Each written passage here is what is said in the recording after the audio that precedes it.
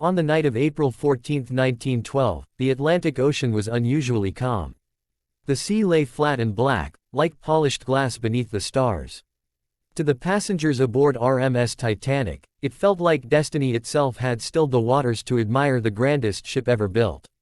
What no one knew, not the wealthy magnates sipping brandy in first class, not the families packed tightly into third-class cabins, not even Captain Edward John Smith himself, was that the stillness concealed a secret far darker than ice. More than a century later, the Titanic would be remembered as a tragedy of arrogance and nature. But beneath the official explanations lies a mystery that refuses to sink. A ship that was never meant to fail. The Titanic was not merely a ship, it was a declaration. Built by the White Star Line, it symbolized human triumph over the elements. Newspapers proclaimed it practically unsinkable, and its creators believed that modern engineering had conquered the sea. Yet from the moment it left Southampton on April 10, strange details followed it like shadows. Several passengers later reported an uneasy feeling before departure. Some canceled their tickets at the last moment without being able to explain why. One man, J. Pierpont Morgan, the ship's powerful financial backer, abruptly withdrew days before the voyage. Another influential guest, Milton Hershey, did the same. Coincidence, perhaps, but coincidence has a way of clustering around disasters. Even more curious was the cargo. Hidden deep within the ship's hold were crates that never appeared on the public manifest. Crew members whispered about them but were warned not to ask questions. Some claimed they bore unusual markings. Others said they were sealed under armed supervision before departure. Official records later listed the cargo as miscellaneous goods. History would never clarify what those goods were. Warnings from the ice. As Titanic steamed westward, radio operators received repeated ice warnings from nearby ships. Icebergs had drifted far south, unusually far.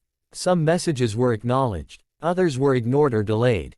Why? The ship was already running behind schedule. Captain Smith, on his final voyage before retirement, may have felt pressure to make good time. The belief in the ship's invincibility played its part too. Slowing down seemed unnecessary, even cowardly. But one warning stood out. At 10:55 p.m., the Californian sent a final message: "We are stopped and surrounded by ice."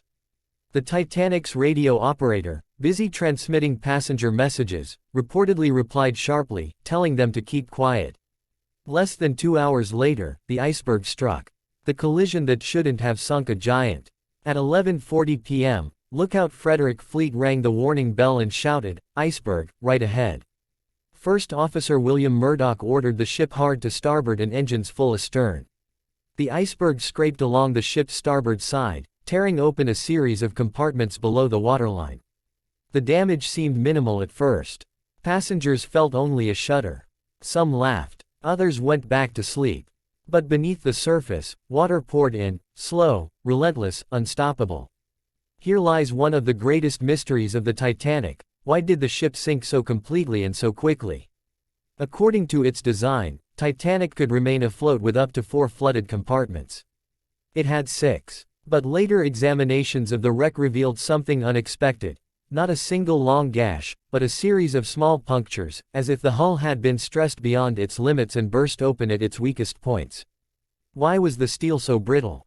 Modern analysis of recovered hull fragments showed unusually high sulfur content, making the metal prone to cracking in cold temperatures. Rivets, many made of lower quality wrought iron, failed under pressure. Was this cost-cutting, industrial oversight, or something quietly covered up? The vanishing binoculars. Another mystery lies with the lookouts themselves. Frederick Fleet and Reginald Lee did not have binoculars that night. The key to the binocular locker had been misplaced before departure. The officer who had it was transferred off the ship at the last minute, and forgot to hand it over.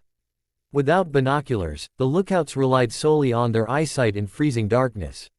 Fleet later testified that binoculars might not have prevented the collision, but doubt lingered. How could such a critical oversight happen on the world's most advanced ship? Lifeboats and silent choices. When the evacuation began, confusion ruled. Titanic carried lifeboats for only about half the people on board, legally acceptable at the time, but morally indefensible in hindsight. Worse, many boats were launched half-empty.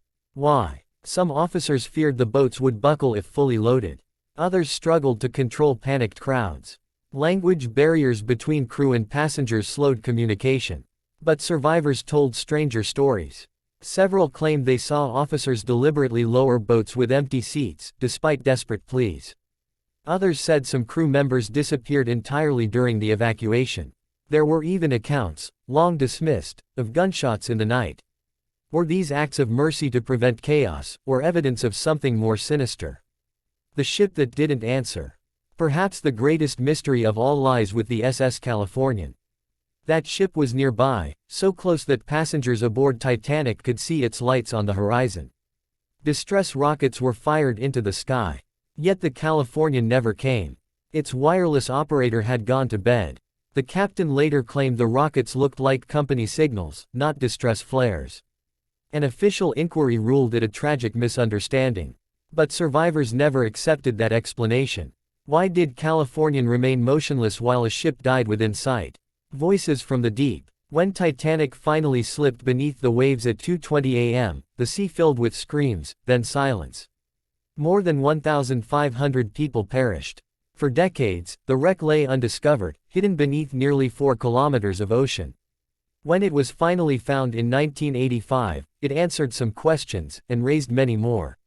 The ship lay broken in two, scattered across the seabed. Personal belongings rested as if waiting to be reclaimed: shoes, watches, letters, children's toys. But the most haunting discovery was the absence of human remains.